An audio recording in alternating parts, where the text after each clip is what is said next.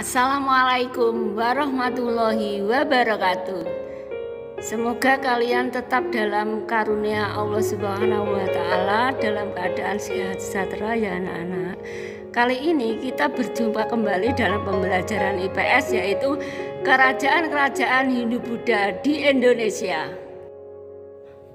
Ada 8 kerajaan Hindu-Buddha di Indonesia, yaitu A. Kerajaan Kutai, B. Kerajaan Tarumanegara, C. Kerajaan Sriwijaya, D. Kerajaan Mataram Kuno, E. Kerajaan Medang, F. Kerajaan Kediri, G. Kerajaan Singosari, H. Kerajaan Majapahit. Namun yang akan kita bahas pada video kali ini ada 4 dulu ya anak-anak, yaitu Kerajaan Kutai, Kerajaan Tarumanegara, Kerajaan Sriwijaya, dan Kerajaan Mataram Kuno. Baiklah anak-anak, kita mulai. Yang pertama yaitu Kerajaan Kutai. Kerajaan Kutai berdiri sekitar abad 5. Terletak di Muara Kaman di hulu Sungai Mahakam, Kalimantan Timur. Informasi Kutai diketahui dari Yupa, yaitu 7 buah tugu batu yang berfungsi sebagai tugu peringatan, ditulis dengan huruf Pallawa dan bahasa Sanskerta. Yupa dikeluarkan pada pemerintahan Raja Mulawarman yang berisi nama-nama raja yang pernah memerintah di Kutai, yaitu Kudungga, Aswawarman, dan Mulawarman. 2 nama terakhir ini dari pengaruh Hindu.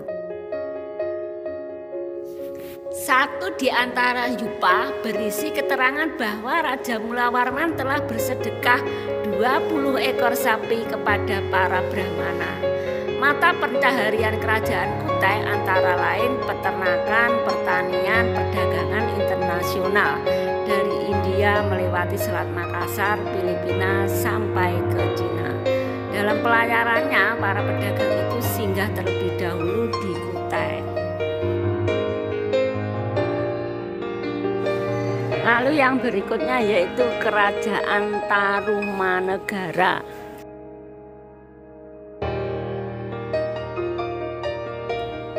Kerajaan Tarumanegara berdiri pada abad 5 Masehi, merupakan kerajaan tertua di Pulau Jawa, kerajaan Hindu yang beraliran Wisnu. Adapun sumber sejarahnya dari 7 prasasti huruf Pallawa berbahasa Sanskerta, yaitu Prasasti Kebun Kopi, Cirauteun, Pasir Awi, Jambu, Muara Cianten, Tugu, dan catatan musafir Cina bernama Fahim dalam perjalanan dari India sehingga di Yepoti atau Pulau Jawa.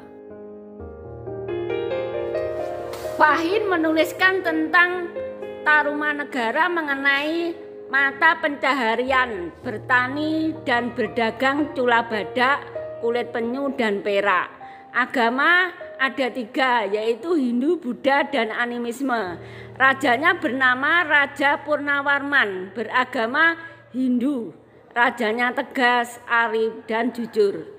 Untuk memajukan pertanian, rakyat Tarumanegara menggali saluran yang disebut Sungai Gumati. Panjangnya meliputi 6.112 tumbak atau 11 km untuk mencegah banjir dan mengairi sawah. Lalu yang ketiga yaitu Kerajaan Sriwijaya. Kerajaan Sriwijaya merupakan kerajaan maritim yang berdiri pada abad 7 Masehi. Terletak di Palembang dekat Sungai Musi. Letak yang strategis di persimpangan jalur perdagangan internasional. Raja yang terkenal yaitu Bala Putra Dewa. Adapun sumber sejarah yang menceritakan tentang kerajaan Sriwijaya adalah Prasasti Kedukan Bukit, Talang Tuwo, Telaga Batu, dan sebagainya. Prasasti yang dari luar negeri yaitu Nalanda, Kanton, dan Liger. Dan berikutnya yaitu pendeta Cina, yaitu yang bernama Itsing. Berdasarkan sumber di atas diperoleh keterangan sebagai berikut. Kerajaan Sriwijaya 1. Menjadi pusat kegiatan ilmiah agama Buddha di Asia Tenggara. 2. Menaklukkan Bangka dan Jambi Hulu tahun 686 Masehi. 3. Awal abad 11 penyerbuan Raja Rajendra Chola dari kerajaan Chola Mandala India. Armada laut Sriwijaya meliputi Asia Tenggara, Laut Natuna, Selat Malaka, Selat Sunda, dan Laut Jawa. Sriwijaya menjadi pusat perdagangan dan pusat agama Buddha Mahayana di Asia Tenggara.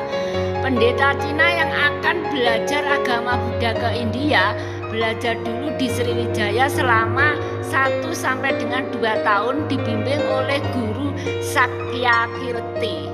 Namun tahun 1025 Masehi, Sriwijaya mendapat serangan kedua dari kerajaan Kolamanda.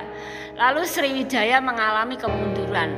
Tahun 1377, armada laut Majapahit juga menyerang Sriwijaya. Akhirnya Sriwijaya mengakhiri kerajaannya. Lalu urutan yang keempat yaitu Kerajaan Mataram kuno.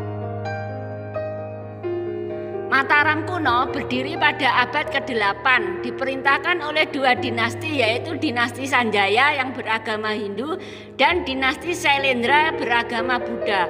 Adapun sumber sejarahnya antara lain raja dari keluarga Sanjaya tertera dalam prasasti Canggal dan Mantyase, sedangkan raja dari Sailendra dalam prasasti Legor, Nalanda, dan Plura. Pada masa pemerintahan Pikatan Pramodawardhani, wilayah meliputi Jawa Tengah dan Jawa Timur.